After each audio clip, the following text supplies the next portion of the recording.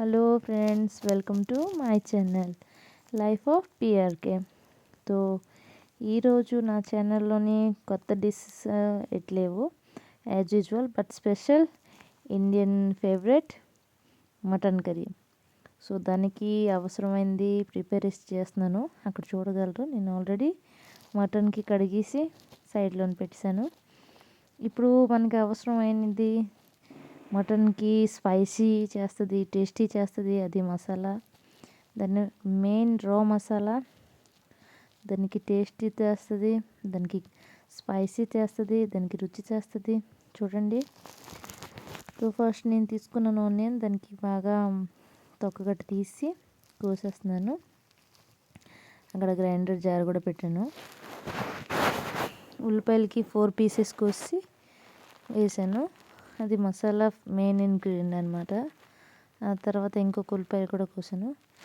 Maybe 2 to 3 నేను 1/2 kg mutton తీసుకున్నాను కాబట్టి దాన్ని బట్టి నేను ఉల్లిపాయలు తీసుకుంటున్నాను.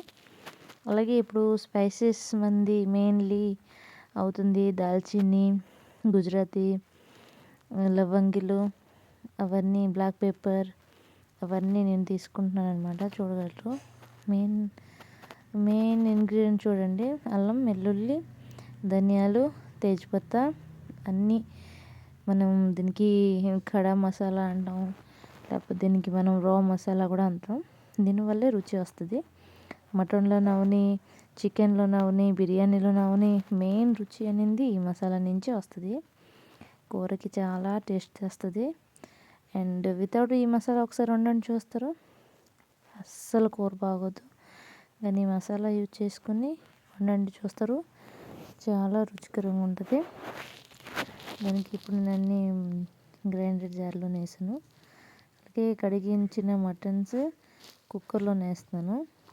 కుక్కర్లోని ఎందుకు వేస్తున్నానంటే కుక్కర్లోని మటన్ కొంచెం ఉడకడానికి టైం టేకింగ్ కదా.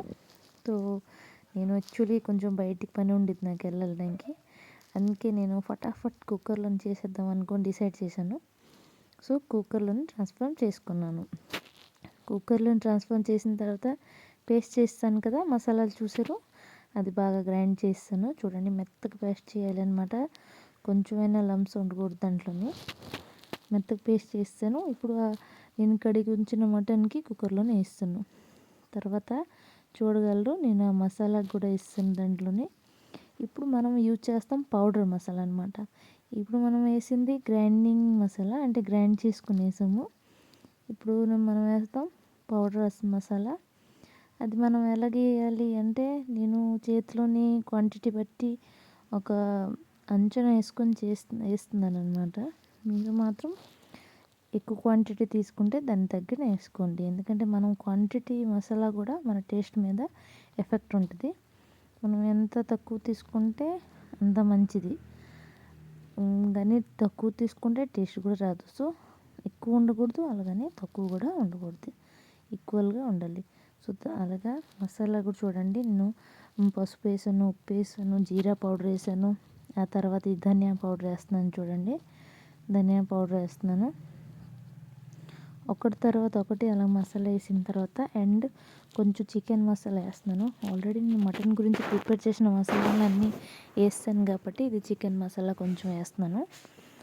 అలాగే మీకు అవసరం అడిషనల్ మీరు ఇంకే మసాలా వేసుకున్నా కూడా మీ ఇష్టం, కానీ నేను దానికి ఎక్కువ మించి మసాలా వేయలేదు. ఆ తర్వాత నేను ఆయిల్ వేసాను. ఆయిల్ కూడా నేను ఎక్కువ యూజ్ చేయలేదండి, ఎందుకంటే మా చిన్నపిల్లడు తింటాడు కాబట్టి చంటిపిల్లడు, నేను ఆయిల్ కూడా అంత యూజ్ చేయలేదు. దానికి బాగా కలిపాను. చూడండి, దానికి శుభ్రంగా బాగా క్లీన్ చేశాను, దానికి కలిపాను. చూడండి, బాగా కలిపాను. కలపడం కూడా బాగోకపోతే అన్నీ మటన్కి రుచి అంటే మసాలా కరెక్ట్గా స్ప్రెడ్ అవ్వదు కాబట్టి నేను మొత్తం బాగా కలిపాను. చూడగలరు కదా, కలర్ కూడా చాలా బాగుందండి. ఆ తర్వాత నేను ఫస్ట్ కుక్కర్లో పెట్టేసి గ్యాస్లో పెట్టానండి.